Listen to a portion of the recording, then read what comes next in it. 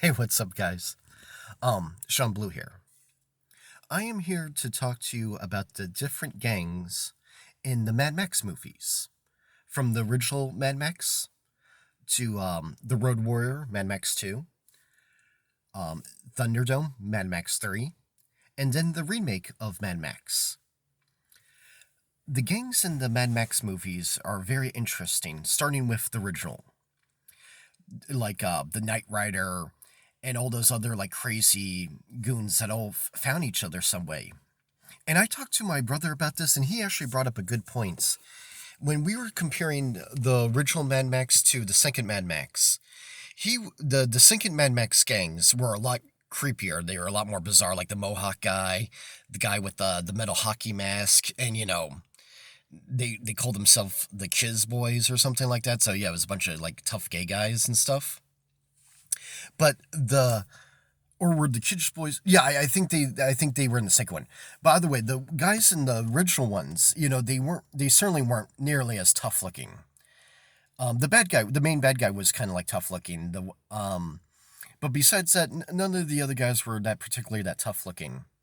But it was interesting because it's kind of like what's going on today with, I don't want to say society falling apart, but in some ways society falling apart and anarchy is going on. And you see that with like Black Lives Matter and Antifa and the Proud Boys and other groups that I'm not going to get into, at least not yet. But there are other groups out there, and it just kind of like shows like what's so creepy about the gang from the first Mad Max movie.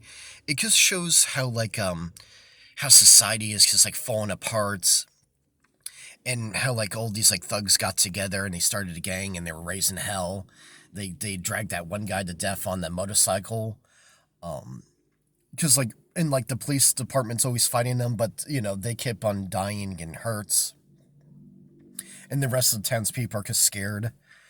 And it's Australia, so like Australia's like very spread out, especially back in like the late '70s, early '80s when that Mad Max movie came out. So beautiful, but like very spread out. And if thugs want to start trouble, it's kind of easy for them to do so. But and so it's like so that's what's so creepy about the original one. It just kind of shows like a regular society that's slowly falling apart throughout the years. And with like the second the Road Warrior, that's when society is like really falling apart. And then you got all those like wild guys like riding around, looking for gas and just raising hell with the societies, and that little boy with the boomerang and stuff that can cut off people's fingers. Then there's Thunderdome.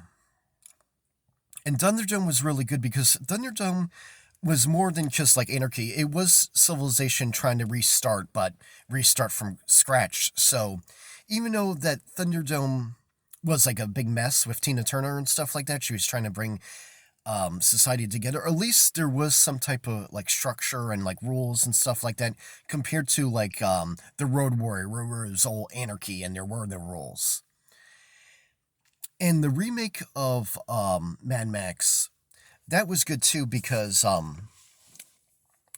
it showed the different gangs like the dirt bike gang, of course, like those like Viking type guys that pray to Odin and stuff, which some people do today, which is cool, and nothing against those people. But in the movie, yeah, those guys that prayed to like Odin, and just like other like creepy gangs and that.